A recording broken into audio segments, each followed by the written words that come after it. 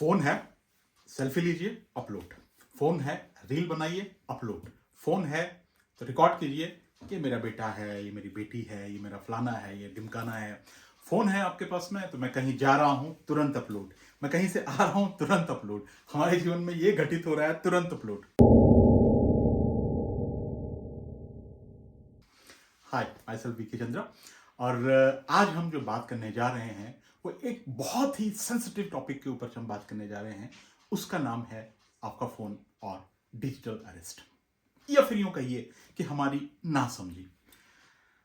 बात कुछ ऐसी है कि आजकल आप देख रहे होंगे कि हर किसी के पास में फोन है। एक टाइम होता था कि हम ये सोचते थे कि फोन उस व्यक्ति के पास में होगा जिसका बहुत बिजनेस चल रहा होगा, लाखों के, हजारों, करोड़ों के धंधे चल रहे होंगे, कोई इधर फंसा कोई उधर फंसा, और उसको बातचीत करने में आसानी हो तो उसके पास में फोन होना चाहिए। लेकिन आज की तारीख में परिवार में अगर 10 जने हैं तो 10 के 10 के पास में फोन है। इवन यहाँ तक कि छोटे छोटे बच्चे भी हैं, उनको भी फोन चाहिए, है ना।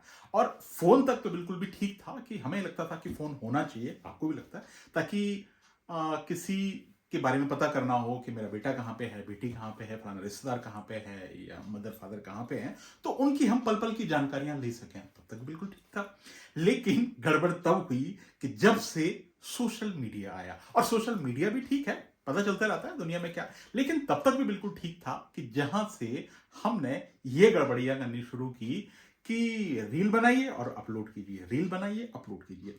देखिए क्या है कि ठीक है, कोई चीज, कोई इवेंट आपके आसपास हो रहा है और उसको आप रिकॉर्ड करके किसी दूसरे तक इंफॉर्मेशन के तौर पे फैलाना चाहते हैं, वहां तक तो बिल्कुल ठीक है। लेकिन जब आदमी अपनी प्राइवेट और निजी चीजें शेयर करने लग जाता है ना, तब जाके गड़बड़ होती है। यानी कि ये कुछ इस तरह से है कि बाहर वाले को, है ना, कि जो आपसे दूर है, अलग है, उसे ये पता चल जाता है कि आपकी जिंदगी में आखिर क्या हो रहा है। आप सब कुछ शेयर कर रहे हैं, सब कुछ बता रहे हैं उसके पास में, है ना। वहां से यानी कि आप एक तरह से पब्लिक डोमेन में आ चुके हैं। यानी कि जो आपके अंदर होना चाहिए था, यानी कि आपकी जो निजी जानकारियां होनी चाहिए थी, कॉन्फिडेंशियल एक तरह से चीजें होती हैं, वो भी जब पब्लिक डोमेन में आ जाती है, सबको पता चल जाता है। ये कुछ इस तरह से है कि कोई घर है और उसमें चोर सोच रहा है कि मैं चोरी करूं, है ना, तो उसको पता नहीं होता किधर से जाना है, कौन सा दरवाजा खुलेगा, क्या होगा, है ना, कितने लोग हैं, क्या क्या काम करते हैं, है ना, पता नहीं होता।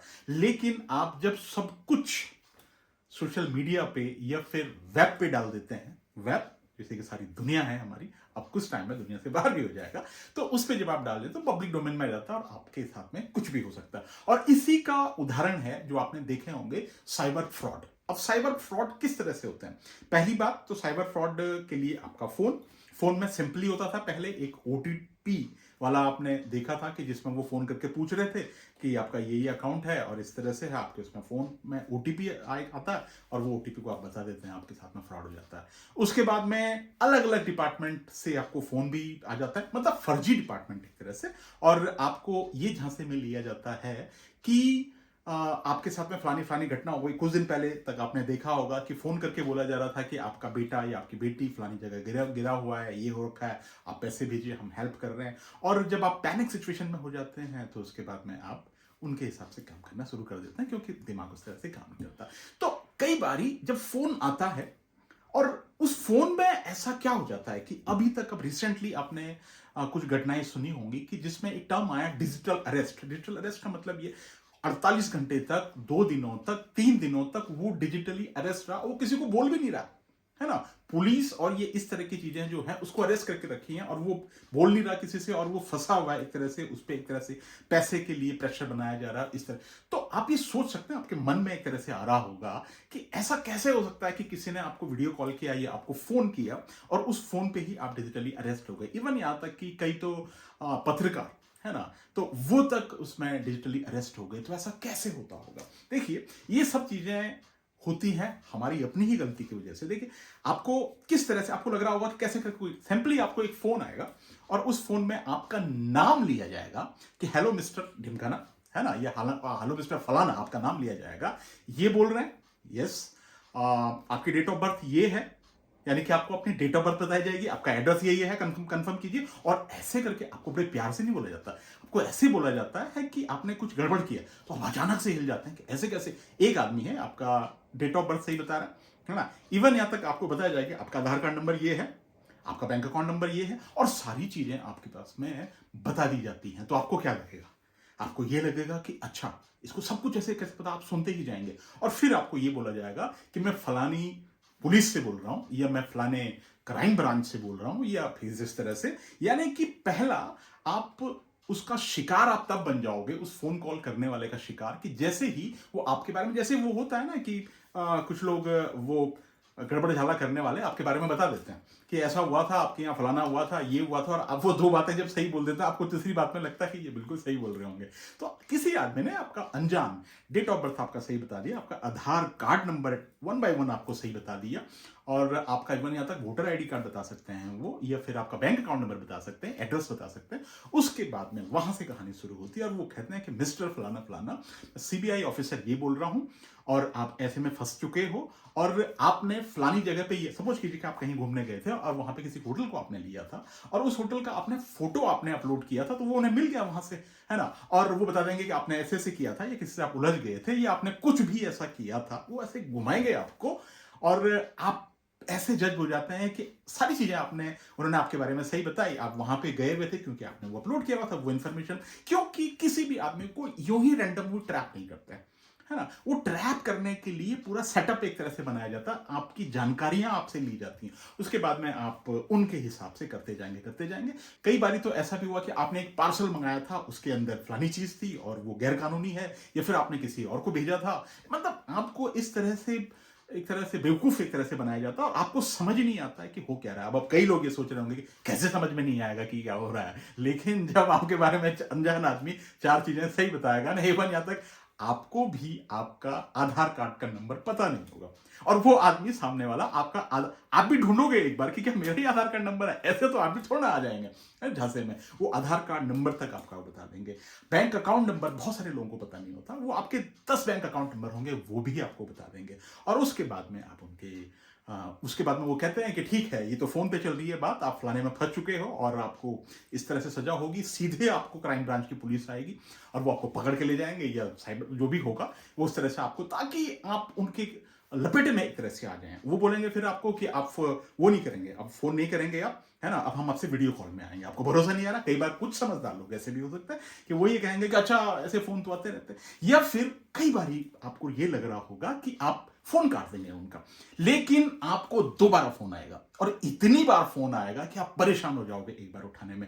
वो आपको धमकाएंगे, हो सकता है वो आपको वीडियो कॉल भी करें, या फिर आपसे वीडियो कॉल कराने के लिए, और वहां पे जब वीडियो कॉल में आप देखोगे तो सच में एक पुलिस वाला वहां पे होगा, है ना, और या फिर वर्दी पहनी हुई होगी, या फिर इस तरह से आपको, मतलब आपको कई बार ऐसा भी हो सकता है कि आपको पूरा पुलिस स्टेशन ही एक तरह से दिखे, आपको वहां पुलिस वाले होंगे, तो आपको क्या लगेगा, और आपको ऐसे धमकाते हैं वो लोग कि आप बिल्कुल सच में यकीन में जाते हैं। फिर वो कहते हैं कि आप फंस चुके हो, और आपने गलती से भी कोई छोटी मोटी चीज भी अगर आपने गड़बड़ थोड़ा सा की है, ये इवन यहां तक कि आपने यू टर्न कहीं पे ले लिया, या फिर आप रेड लाइट में घुस गए हैं, या फिर आपने कुछ भी ऐसी छोटी मोटी चीज, या फिर कहीं पे आपने पान खा करके थूक दिया है, तो इसी चीज पे भी आपको वो डिजिटली एक तरह से अरेस्ट कर, वो कहेंगे कि आप डिजिटली अरेस्ट हैं नेक्स्ट 48 आवर्स के लिए। तो आप ये बोलेंगे अच्छा मुझे क्या करना है, बोला कुछ नहीं करना है, अभी आपकी पीसी होगी और हम इसको शॉर्ट आउट करने की कोशिश करेंगे। फिर आप उनके साथ में वीडियो कॉल पे जाते हैं, फिर आप उसमें घूमते जाते हैं, फिर वो बोलते हैं हम किसी को आप बताएंगे नहीं, और इस तरह से चलता रहा है। 2024 में लगभग 12 लाख साइबर फ्रॉड रजिस्टर हुए हैं। अब सवाल ये आता है कि आखिर वो फ्रॉड करने वालों को आपके बारे में पता कैसे चलता है?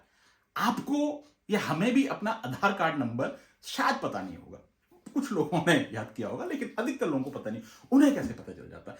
होता क्या है कि जब भी हम किसी होटल पे जाते हैं और वो हमसे आईडी मांगते हैं, तो हम उनको अपना आधार कार्ड दे देते हैं, या फिर हम कहीं सिम कार्ड ले लेते हैं तो फिर वो हमसे आधार कार्ड मांग लेते हैं, कहीं पे हम वोटर आईडी का इस्तेमाल करते हैं। तो होता क्या है कि ये पूरा एक इनका नेटवर्क एक तरह से होता है, और वो जगह जगह से, कई बार तो क्या होता है कि जो डिपार्टमेंट होते हैं वहां से ही कहीं ना कहीं सेंध लगा करके वो डेटा एक तरह से हासिल किया जाता है है ना। और वो डेटा फिर कंप्यूटर में डाला जाता है। जिस आदमी का एक तरह से मिल गया सारी चीजें तो आसान हो गया। जाहिर सी बात है किसी भी आदमी या इवन यहाँ तक कि आपका दोस्त कोई है उसके बारे में आपका आधार कार्ड नंबर या फिर वोटर आईडी कार्ड नंबर या उसका बैंक अकाउंट का नंबर आपको ही अगर पता चल जाए और आप उसको सीधे वर्बली बता दें तो वही एक बार सरप्राइज हो जाएगा कि मेरा अकाउंट नंबर मुझे याद नहीं है, तुम्हें कैसे याद है ना। तो वो तो वहां से एक अनजान आदमी आपको बता रहा है।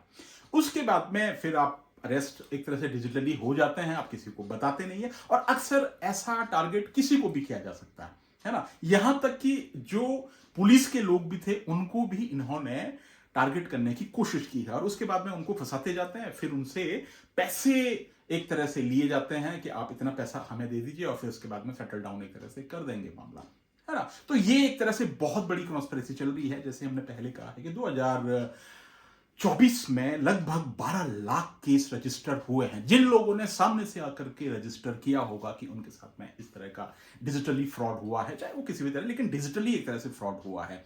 साइबर अरेस्ट, ये डिजिटली जो अरेस्ट टर्म जो चल रहा है उसके भी बहुत सारे मामले एक तरह से आए हैं। और आप ये सोचते हैं कि ये तो रिपोर्टेड है, यानी कि जो सामने से लोग आए हैं कि ठीक है जी हमारे साथ में प्रॉब्लम हुई है, लेकिन कितने सारे ऐसे लोग होंगे ना जिन्होंने रिपोर्ट ही नहीं किया हुआ होगा। ये तो उस आदमी के दिल से पूछे जिस पे ये बात गुजर जाती है। तो फिर ये डेटा मिला कहां से? डेटा जैसे हम पहले आपको बता चुके हैं, आपने होटल पे दिया, ये किया वो किया, और अपनी आईडी आप यूं ही दे देते हैं, किसी को सिम लेने के लिए दे देते हैं, या फिर अपनी डेट ऑफ बर्थ और वगैरह ये सब चीजें जहां पे जरूरी ना हो, या आपने कोई वेबसाइट है उस वेबसाइट पे आप अपना अकाउंट बना रहे हैं और उस अकाउंट पे आपने सारा अपना डेट ऑफ बर्थ, आता पता सब कुछ बिल्कुल सही से डाला हुआ है, जब तक कि जरूरी नहीं हो। ठीक है, कुछ जगह तो जरूरी होता है कि जहां पे आप सही से डालें, है ना। लेकिन कई जगह ऐसी है कि आलतू फालतू अगर आप कोई वेबसाइट पे लॉगिन करने की कोशिश कर रहे हैं और वहां पे आपने सही डेटा आपने डाल दिया, तो वो डेटा यानी कि आपके पास में से जो इंफॉर्मेशन अपलोड हो गई है वो किसी के भी हाथ में जा सकती है। अब उनके पास में आपकी डेट ऑफ बर्थ है, आपका आधार कार्ड नंबर है, आपका वोटर आईडी कार्ड नंबर है, आपका बैंक अकाउंट नंबर है, आप कहां रहते हैं वो पता है, इवन यहां तक कि आपका रोल नंबर क्या है। तब तो आप कन्विंस हो ही जाओगे ना कि फिर वो अपने हिसाब से बता करेंगे। तो इसका इलाज क्या है? इलाज ये हो सकता है कि जब भी आप कहीं पे अपना आधार कार्ड देते हैं और जब तक बहुत जरूरी ना हो तो आप आधार कार्ड का नंबर उनको ना दें। आधार कार्ड आप दे रहे हैं तो जो मास्क आधार कार्ड आता है जिसके अंदर आगे के जो नंबर होते हैं वो विजिबल नहीं होते हैं और पीछे के 4 नंबर विजिबल होते हैं, वो आप उस तरह से एक आधार कार्ड डाउनलोड करके रख लीजिए और वहां पे आप कहीं पे यूज कर सकते हैं, है ना। या फिर आप वर्चुअल आईडी जो होता है उसका जो नंबर होता है वो वाला करवा करके आप कहीं पे दे सकते हैं। अपनी जो गुप्त सूचनाएं, मतलब आपकी जो पर्सनल सूचनाएं हैं जिनके बारे में सिर्फ आपको पता होना चाहिए, वो इंफॉर्मेशन आप यूं ही कहीं पे साझा ना करें। आधार कार्ड के से ही ज्यादातर फ्रॉड में होता है। तो आधार कार्ड के अंदर उनका एप्लीकेशन अगर आपके पास में है यूआईडी का, तो वहां पे आधार लॉक का एक मैकेनिज्म है, वहां पे आप आधार लॉक कर देंगे तो आपके फिंगरप्रिंट और उस आधार कार्ड को तब तक कोई एक्सेस नहीं कर पाएगा। तो ठीक है, वो एक्सेस तो एक अलग चीज, उसे भी आप कर सकते हैं सेफ्टी के तौर पे, लेकिन आधार कार्ड नंबर आप यूं ही शेयर न कीजिए। अपने डॉक्यूमेंट आप यूं ही कई बार क्या होता है कि आप फोटोकॉपी एक तरह से करने चले जाते हैं, तो फोटोकॉपी करने वाला ऐसा भी कर सकता है कि अपने फोन से आपका वो जो फोटो है वो ले ले और उसको कहीं पे यूज कर सकता है। तो जहां तक इंफॉर्मेशन का ही आज का दौर है और उस इंफॉर्मेशन के एज में अगर आप अपनी सूचनाएं यूं ही, कई बार क्या होता है आपने देखा होगा कि किसी भी आदमी को अपनी घर की जो चीजें होती है उसको अपलोड करने का बहुत शौक होता है। वो सुबह उठ रहा है, दांत मंजन कर रहा है, तो वो बस मैं दांत मंजन कर रहा हूं, मेरे घर में ये हो रहा है। इवन मतलब आप अपनी जानकारी पब्लिक डोमेन में डाल रहे हैं। मान लिया जाए कि कोई आपकी ताक में है ना, तो अगर आप घर से बाहर निकल रहे हैं उन्हें पता चल जाएगा कि आपका घर से बाहर निकल रहे हैं। ये चीजें तो सारी सीक्रेट होनी चाहिए ना कि आपका जो अपना काम है। लेकिन जिन लोगों को ये शेयर करने की चीजें ज्यादा होती है, कई बारी मैं देखता हूं कि बर्थडे हो रहा है उसको आप वहां पे आप पब्लिक डोमेन में डाल रहे हैं, है ना, या फिर कुछ इस तरह की चीजें प्राइवेट जिसे एक तरह से कहा जाएगा, और उसका एक शौक एक तरह से हो गया कि रोज आप उसको डाल रहे हैं, एक तरह से अपलोड एक तरह से वेब पे अगर आप कर रहे हैं, तो वो इंफॉर्मेशन आप शेयर कर रहे हैं, अपने लिए उतनी मुश्किलें आप पैदा कर रहे हैं। फोन है तो फोन सिर्फ बात करने के लिए या आपके यूज के लिए है, कुछ आप अपना काम कर लीजिए, लेकिन अपनी सूचनाएं इस तरह से बताने से आप ही खतरे में एक तरह से पड़ेंगे। बात जहां तक आती है डिजिटल अरेस्ट की, अगर आपको कुछ इस तरह का फोन अगर आप आता है तो आप उसे काट लीजिए या इग्नोर कर लीजिए, या रॉन्ग नंबर आप एक तरह से कह सकते हैं, या फिर आपको बार बार आता है तो आप आपका कोई दोस्त है या आपका घर में कोई है, सबसे पहले उनको कांटेक्ट कीजिए। क्योंकि देखिए, अगर आपको किसी को अरेस्ट करना होगा या कुछ अगर पुलिस को करना होगा या सरकार को किसी को करना होगा, ऐसे कोई वीडियो पे आके आपको नहीं करेगा। उसके लिए प्रॉपर जो प्रोसीजर है वो फॉलो किया जाएगा। सबसे पहले आपकी लोकल पुलिस आपके पास में आएगी, आपको बताएगी कि इस तरह से हो गया है, या फिर कोर्ट का आपको नोटिस। लेकिन डिजिटली आप अभी तक ऐसा कोई प्रोसेस नहीं है कि आपको कोई नोटिस आएगा या इस तरह कोई, जो भी होगा फिजिकली एक तरह से होगा। और सबसे ज्यादा लोकल पुलिस ही आपके अगेंस्ट अगर करेगी तो वो करेगी, है ना। तो अब जब तक आपने कोई गड़बड़ की नहीं, लेकिन कभी पुलिस ऐसा नहीं करेगी कि आपको सीधा फोन पे आकर के कहेगी कि ठीक है जी आप डिजिटली अरेस्ट, ऐसा नहीं होता है। तो क्या करें, सबसे अच्छा यह है कि आप अपने रिश्तेदारों को कांटेक्ट कीजिए, जो आपके करीब हैं, उनको बताइए इस तरह की। फिर भी बार बार अगर फोन आता है तो सबसे अच्छा है कि आपकी जो लोकल पुलिस है आप कांटेक्ट कीजिए और अपनी प्रॉब्लम वहां पे बताइए। और अगर ऐसे नहीं है तो सीधे आप जो हेल्पलाइन नंबर है 1930 इस पे आप कांटेक्ट कर लीजिए, वहां पे अपनी प्रॉब्लम को आप बता सकते हैं। या फिर पुलिस इमरजेंसी जो है 112 उस पे आप डायरेक्टली फोन कीजिए कि ये प्रॉब्लम मेरे साथ में हो गया है। या फिर आपको अपने आप से ही कोई फ्रॉड रजिस्टर करना है तो साइबर क्राइम की जो वेबसाइट है cybercrime.gov.in, इस पे आप अपनी जो प्रॉब्लम है वो रजिस्टर कर सकते हैं। आपकी प्रॉब्लम का समाधान एक तरह से हो जाएगा। लेकिन इस तरह के जो फोन आते हैं, चाहे वो आपके बारे में कितना सही क्यों ना बता रहा हो, आपको उस पर यकीन नहीं करना है ना। तो ये था आज का वीडियो डिजिटली अरेस्ट का, या फिर डिजिटली जो प्रॉब्लम आपको हो सकती है, और इससे बचें। अपनी जो निजी चीजें हैं, निजी जानकारियां हैं, या जो आपकी फैमिली के जो मोमेंट हैं, उनको यूं ही अपलोड मत कीजिए जिससे कि आपको प्रॉब्लम हो सके। So thank you very much, आपने इतनी देर तक हमें देखा और सुना। वीडियो पसंद आए, जानकारी पसंद आए तो आपको पता ही क्या करना है। मिलेंगे किसी और वीडियो में, तब तक बाय बाय।